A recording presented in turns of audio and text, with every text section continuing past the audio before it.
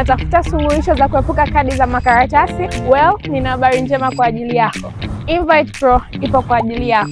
Tunakuletea kadi za kielektroniki smart na za kisasa ambazo utatuma kadi za mwaliko na michango kwa njia ya WhatsApp na SMS. Na hizi ni huduma zetu. Tuna design kadi za mwaliko na za michango, kadi nzuri zenye mvuto. Wateja wote watapokea kadi zao za mwaliko, either awe na smartphone au kichochi. Tunatoa huduma zetu kwenye mikoa yote ya Tanzania. Tufuatilie kupitia ukurasa wetu wa Instagram @invitepro_ au tupigie simu kupitia 0747474098 au tutumie ujumbe kupitia WhatsApp 0763570877. Karibuni. Waziri wa Uchukuzi Profesa Makame Mbarawa amewataka wadau wote wanaosimamia ujenzi wa uwanja wa ndege wa kimataifa wa Msalato kushirikiana kwa karibu ili kuhakikisha mradi huo unakamilika ifikapo mwezi Mei mwaka huu. Akizungumza jijini Dodoma leo Januari 14, 2026 wakati wa ukaguzi wa maendeleo ya ujenzi wa uwanja huo, Profesa Mbarawa amesema kuwa mradi umefikia hatua ya ukamilishaji ambayo inahitaji umakini wa hali ya juu, matumizi sahihi ya fedha na ubora wa vifaa vinavyotumika ili kuendana na mahitaji ya uendeshaji wa uwanja wa ndege wa kimataifa. Kazi inaendelea sasa hivi ni ya finishing kwa asilimia kubwa, na kazi hii lazima itabidi ifanye kwa umakini kwa sababu kazi ya finishing ndio inatoa sura nzuri ya jengo lenyewe. Na kazi inaendelea, kuna maeneo tiles zimeanza kuwekwa, ni kazi mzuri. Kwa upande wa control tower, kama mnavyoona, kazi ya structure wenyewe ya jengo la control tower imekamilika, hasa kazi inayofuata ni ya finishing. Tumepata fursa vile vile ya kutembelea jengo la watu wanaotoa huduma hali ya hewa.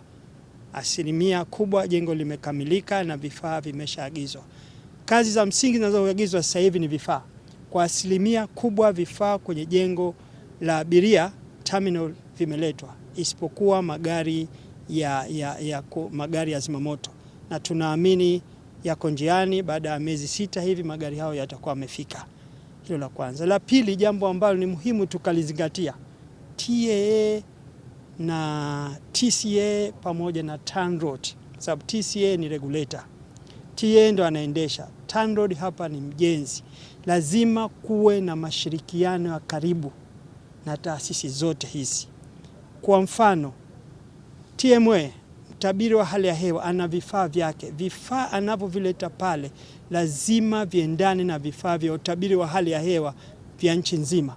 Kwa vile kabla mkandarasi hajanunua vifaa hivyo, tumconsult mtu wa TMA na tuhakikishe vifaa vinavyokuja vinaendana na specification au viwango alivyovitoa mtu wa TMA, mtu wa utabiri wa hali ya hewa.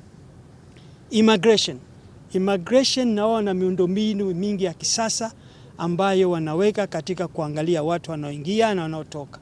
Lazima vifaa anavyotumia yeye viendane na vifaa vyetu. Kwa vile kabla mkandarasi hajanunua vifaa vyote, lazima consult watu wa uhamiaji kujua vinakuja vifaa ambao vinaendana na kazi yao na ambao vinaingiliana na vifaa mifumo mingine ya uhamiaji hapa nchini. Ni muhimu mifumo yote hii kuingiliana.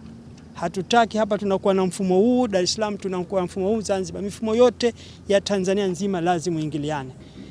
Jambo jingine ambao ni muhimu hapa na tumeliona athari yake, mfumo wa mafuta wa kujaza mafuta kwenye ndege, tunaita fuel hydrant. Fuel hydrant hapa inachelewa kwa sababu kulikuwa hakuna hayo communication mzuri. Viwanja vya ndege vyote vya kisasa vinakuwa na mfumo wa fuel hydrant, mfumo wa kujaza mafuta kwenye ndege, si ule wa kutumia magari. Mfumo huu una faida kubwa. Kwanza, unapunguza muda wa kujaza mafuta kwenye ndege, na wakati mmoja unaweza kujaza ndege kama 3, 4 ama 5 kwa wakati mmoja. Lakini ukiruhusu magari, hapa patajaa magari mengi ya mafuta, hiyo pia ni kwenye safety sio jambo zuri. Kazi hii imeanza na lazima kazi hii tuifanye sasa hivi. Hatuwezi kusema tusubiri mpaka uwanja umalizike ndio tuje tuifanye hiyo kazi. Tutaifanya na tutakuja mpango mzuri ambao kazi itaendelea wakati huo huo na uwanja wa ndege unaendelea kufanya kazi. Na tunatamani litakapomalizika jengo la abiria hili mwezi wa 5 uwanja wa ndege huu uweze kufanya kazi kwa 100%. TANROADS inahusika na usimamizi wa ujenzi wa uwanja huu wa ndege wa kimataifa wa Msalato kwa kushirikiana na Wizara ya Ujenzi na Wizara ya Uchukuzi. Leo tumepata bahati ya kutembelewa na waziri wetu wa uchukuzi kuona maendeleo ya utekelezaji wa mradi huu. Katika ukaguzi ametoa maelekezo mbalimbali ikiwemo maelekezo makuu muhimu matatu. Moja ni kuwa na mashirikiano ya karibu kati yetu sisi TANROADS, Wizara ya Uchukuzi, wenzetu wa TAA na TCAA, hasa katika kipindi hiki ambacho tunakamilisha kazi za mwisho za muhimu ambazo ni za finishing katika uwanja wa ndege. Sisi TANROADS tunaahidi kwamba mashirikiano ambayo tulikuwa nayo tutaendelea nayo kuhakikisha kwamba yale yote ya muhimu ambayo yanapaswa kutekelezwa katika kipindi hiki tunayasimamia kwa ukaribu ili kuhakikisha kwamba malengo ya kukamilisha mradi huu mapema yanafikiwa. Lakini vile vile kuna mifumo ambayo imeagizwa na ambayo imefika. Tunaendelea kumsimamia mkandarasi kwa ukaribu ikiwemo ufungaji wa lift kama tulivyoeleza katika taarifa yetu tumeshazikamilisha. Tunaendelea na ufungaji wa mifumo mingine katika majengo yote mawili, jengo la abiria na jengo la control tower, lakini na kazi za finishing tunaendelea kuzijenga na kuzisimamia kwa kuhakikisha kwamba zinafanyika kwa thamani ile ambayo inatakiwa na kwa ubora ambao unatakiwa. Hilo tutalizingatia. Mheshimiwa Waziri ametuagiza tuhakikishe kwamba kiwanja kinapokamilika operation zinaanza.